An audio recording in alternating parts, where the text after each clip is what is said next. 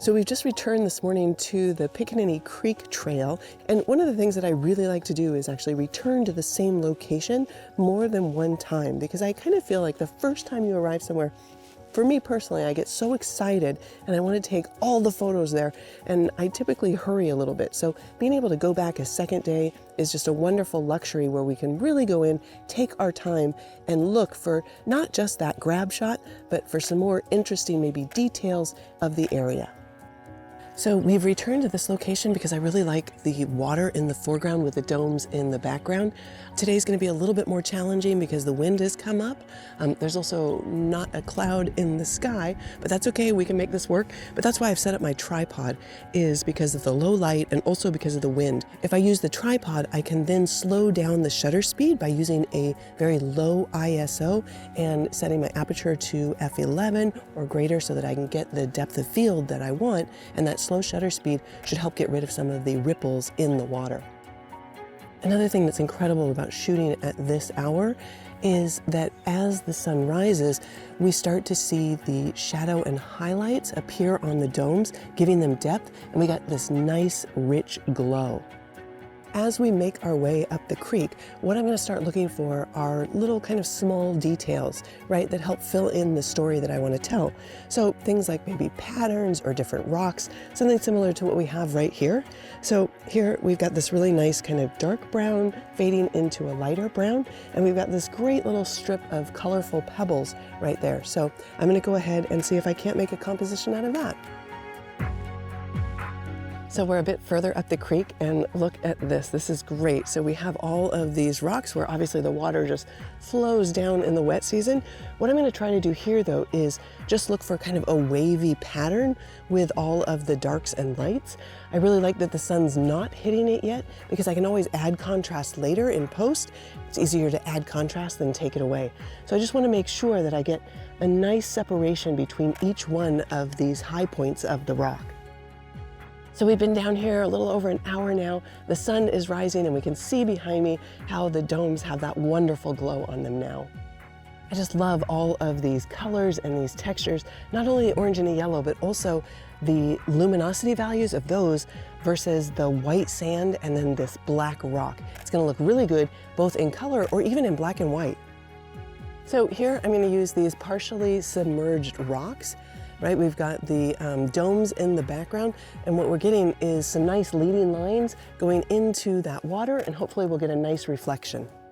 While I really like the composition today, I will admit it was much nicer yesterday when we had all these clouds also reflecting in the water. But that's the beauty of getting up and visiting the same location. You're always going to get something different.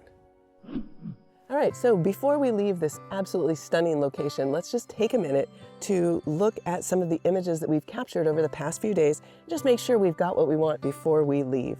So I'm going to start here with this image. This is actually a series of 4 exposures that I took, and I'm going to stitch them together in Lightroom. So I'm here in the library module, and I'm just going to select all 4 of these images.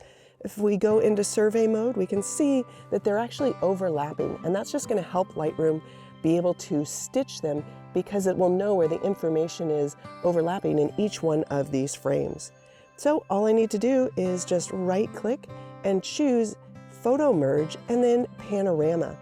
Lightroom's going to give me a preview, and I can select one of the different projections.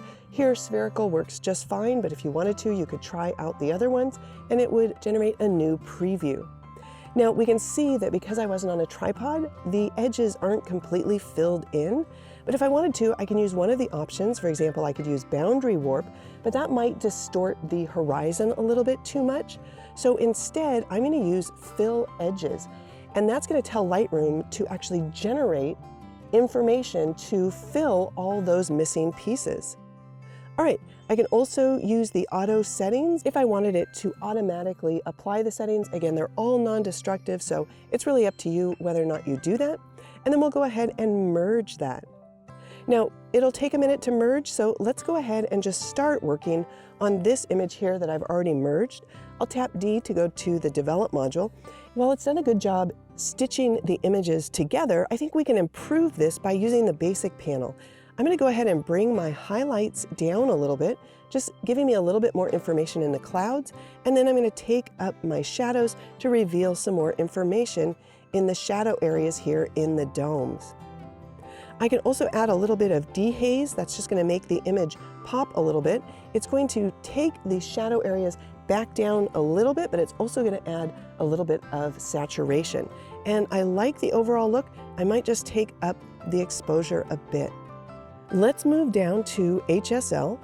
And here I have the option to change the hue, saturation, or luminance of any of the different color ranges.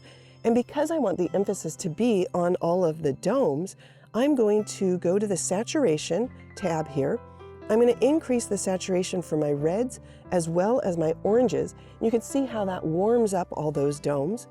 Then I'm going to decrease the blue saturation to just kind of tone back the sky a bit. Then I'll go to luminance, and again with the blues, I'm going to drag that to the left in order to just darken the blues, and to make sure that I'm getting all the information, I'll also darken the aquas because there might actually be some aqua in that sky. If we toggle on and off the visibility, we can see that I've really added contrast by just darkening down the blues in the sky. Excellent. Then I'm going to move over to the masking panel where we can make some selective adjustments. I think that this bottom area here looks good, but the top area is a little bit dark. So I'm going to use the Select Sky option in order to automatically select the sky.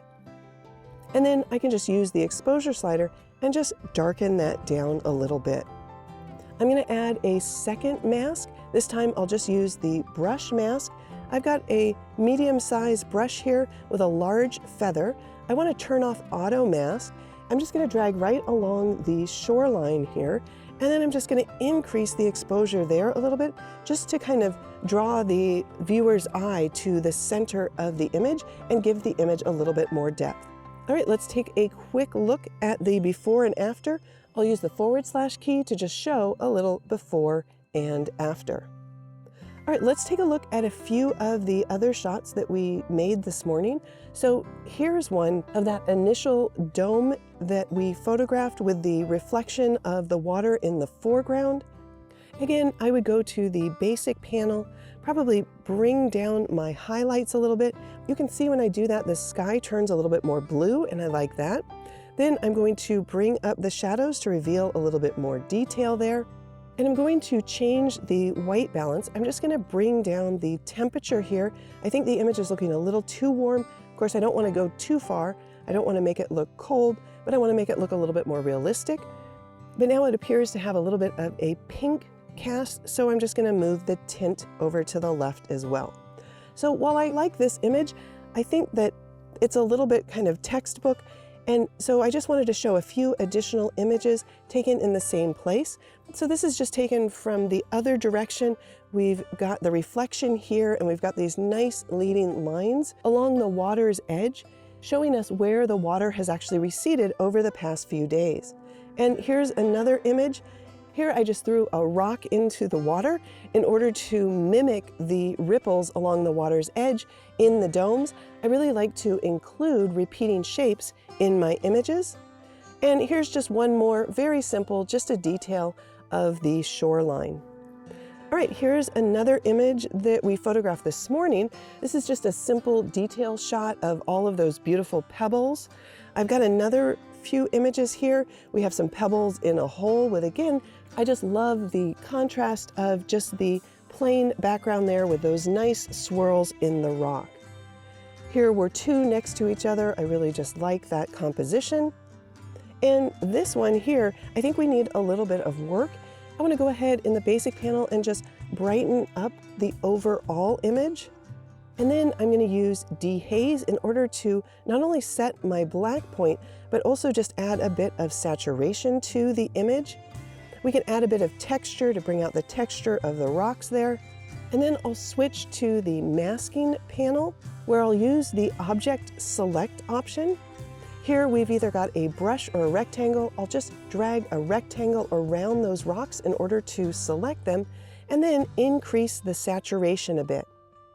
I'll switch to the crop tool in order just to crop this down a little bit and then reposition that. Return to the mask tool because I want to darken down this top area. So I'll create another new mask. I'll use the linear gradient and drag out the gradient and just decrease the exposure. But I don't want the exposure to affect those top rocks. So I'll simply choose Subtract and then choose Objects again. Use the rectangle in order to select those rocks. And we can see now that the combination of the linear gradient minus the rocks will give me this mask, which is only affecting that top area and not the rocks. All right, let's just take a look at a few additional images. Here we have one with those nice partially submerged rocks in the foreground, really working as leading lines to take your eye up through the image. You get the reflection of the clouds in the water and then the beautiful light on those domes.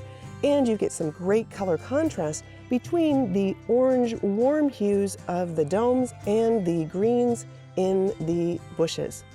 And then let's just take a look at a few of the textures that I captured. Again, this was just walking up the creek bed.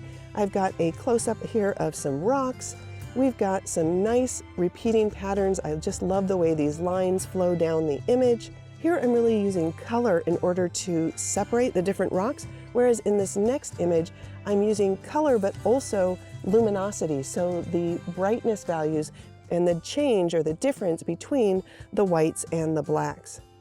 Here, the pebbles are embedded in the rock. That's something quite unique.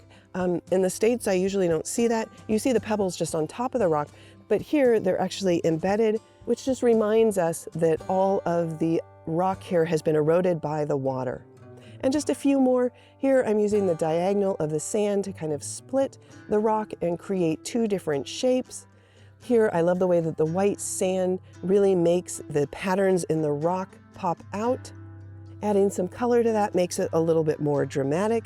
And then of course there's just the colors here in the landscape and the different shapes. So that's what I'm really looking for when I'm looking for these more abstract images, just details of the place that will give me a visual reminder of what it looked like. So I think we've gotten what we needed over the last few days, but I'm so glad that I returned to the same location multiple times because I really saw and was able to photograph different elements of the landscape that I wouldn't be able to achieve in just one day.